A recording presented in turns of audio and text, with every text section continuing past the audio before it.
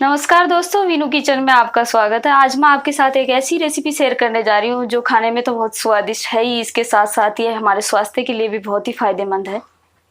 ये कई रोगों में लाभकारी होती है, जैसे माइग्रेन हो, स्पाइन से संबंधी कोई बीमारी हो, कब्ज हो, अनिद्रा हो, या फिर शरीर में थकान हो, मांसपेशियों का कमजोर हो। दोस्तों इसके साथ साथ ये बच्चों का शारीरिक विकास भी करती है और बच्चों का दिमाग भी तेज करती है।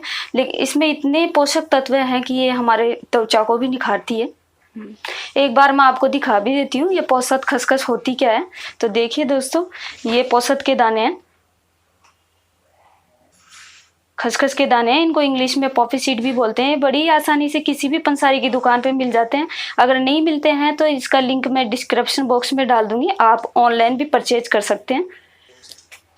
दोस्तों मैंने एक खसखस की रेसिपी पहले भी डाली थी, यानी खसखस के लड्डू। वो लड्डू आप लोगों को बहुत ही पसंद आए थे, बहुत ही लाइक किया था आप लोगों ने।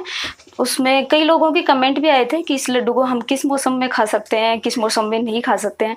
तो ये लड्डू हम किसी भी मौसम में खा सकते हैं, गर्मी, सर्दी, बारिश, ये फ़ायदा ही फ़ायदा करता है दोस्तों, बहुत लाभकारी होता है।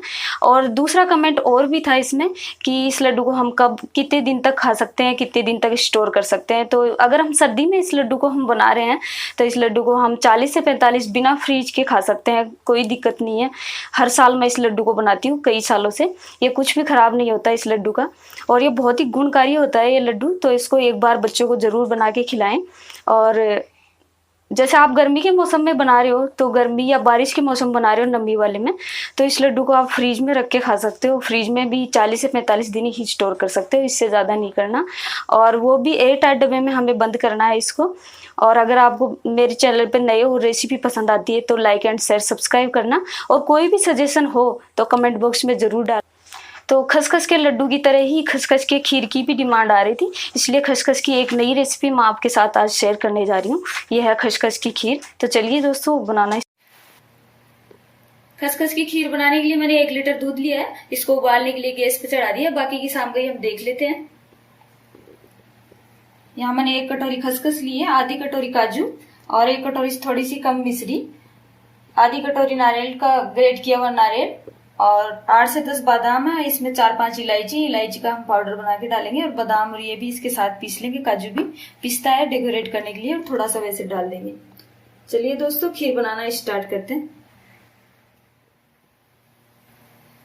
अब हमने एक तवा ले लिया, गैस पे चढ़ा लिया, गैस ऑन करके इसमें ये खसखस डालेंगे। खसखस को अच्छी तरह से साफ करना है। अगर अच्छी क्वालिटी की ले रहे हैं तो ये बिल्कुल साफ आती है, लेकिन हम कई बार खुली ले लेते हैं तो इसमें छोटे मोटे कंकर आ जाते हैं। तो अच्छे से इसको साफ करके ही लें, वरना तो खीर में किरकर हो जाएगी। और अब इसको हिलाते हुए हम रोस्ट करेंगे, कुछ नहीं डालेंगे, बस हल्का सा वैसे ही रोस्ट करेंगे इसको। 1-2 मिनट के लिए करेंगे, हल्का सा इसका कलर चेंज हो जाए। इससे क्या है, और भी स्वादिष्ट बनती है खीर, बहुत ही स्वादिष्ट बनती है। ये बहुत गुणकारी खीर होती है, जितनी भी हम खीर खाते हैं सबसे अच्छी खीर यही होती है। ये देखिए 1-2 मिनट हो गई हैं और अच्छे से भुन गई है, कलर भी चेंज हो गया है, चटक चटक की आवाज होने लगी है। अब गैस बंद कर देंगे और इसको निकाल लेंगे, फटाफट एक ट्रे में ट्रांसफर कर लेंगे। ज्यादा नहीं सेकना है इसको, नहीं तो जल जाएगी। ये देखिए हल्का सा कलर चेंज हो गया, ब्राउन सा हो गया है इसका, सुंदर सा। गर्म है थोड़ी, केयरफुली। अब इसको थोड़ा सा ठंडा करेंगे, फिर पीस लेंगे मिक्सी में। अभी थोड़ा सा ठंडा होने के बाद पीसेंगे। देखिए फ्रेंड्स, खसखस को हमने ठंडा कर लिया है। इसको पौसत के दाने भी बोलते हैं, और इंग्लिश में पॉपी सीड भी बोलते हैं। ये बहुत ही अच्छी होती है, हड्डियां भी मजबूत करती है, माइग्रेन वालों के लिए भी अच्छी होती है। तो इसमें हम मिक्सी में डाल लेंगे, इसको ठंडा करने के बाद ही डालेंगे, गर्म नहीं डालेंगे। और इसमें काजू भी डाल देंगे, जो काजू हमने ली थी। थोड़ी सी काजू हमने रख ली है ऊपर डालने के लिए, डेकोरेट के लिए। और बादाम भी डाल देंगे, जो नारियल लिया था ये भी डाल देंगे इसमें, थोड़ा सा रख लेंगे। और इसको हम पीस लेंगे बारीक, इसमें थोड़ा सा पानी डाल के।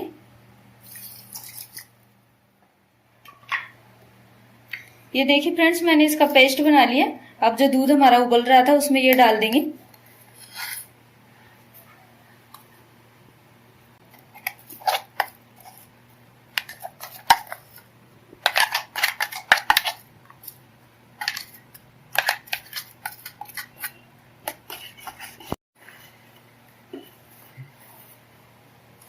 ये देखिए सारा पेस्ट मैंने इसमें डाली है और इसको तुरंत ही लाना है जब तक ये अच्छी तरह मिक्स नहीं हो जाए। अच्छे से इसको मिक्स करना है और 6-7 मिनट तक हमको इसको लो आंच पे पकाना है। धीरे धीरे इसको पकने देना है। बहुत ही स्वादिष्ट बनती है अगर धीरे धीरे हम इसको पकाते हैं तो। 8 से 10 मिनट तक पका लेंगे इसको, बीच बीच में हिलाते रहेंगे, नीचे लग ना जाए ये खीर। और ये इसकी अच्छी तरह से ये पेस्ट इसमें मिक्स कर देना है, गुठलियां नहीं रहनी चाहिए एक भी।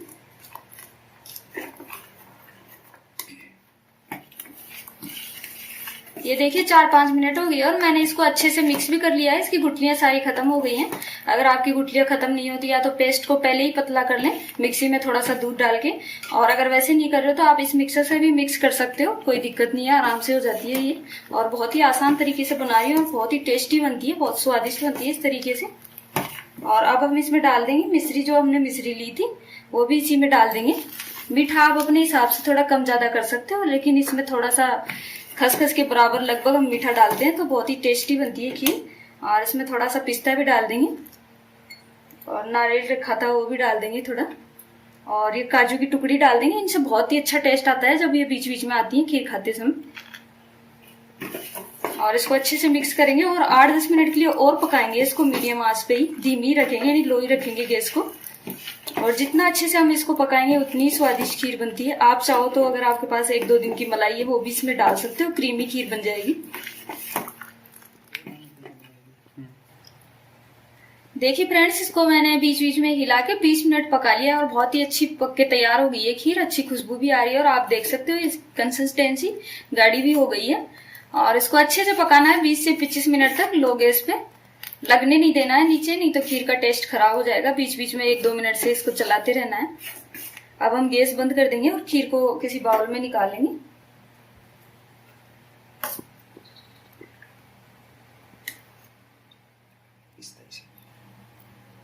देखिए फ्रेंड्स, खीर बनके तैयार है और बहुत ही टेस्टी खीर बनी है। एक बार जरूर ट्राई करना, बहुत पसंद आएगी ये खीर। अब इसके ऊपर थोड़े से पिस्ता डाल देंगे और थोड़े से ग्रेट किए हुए नारियल भी डाल देंगे। बहुत ही टेस्टी बनती है, एक बार जरूर ट्राई करना। अगर पसंद आए तो लाइक करना, सब्सक्राइब करना, अपने प्यारे प्यारे से कमेंट भी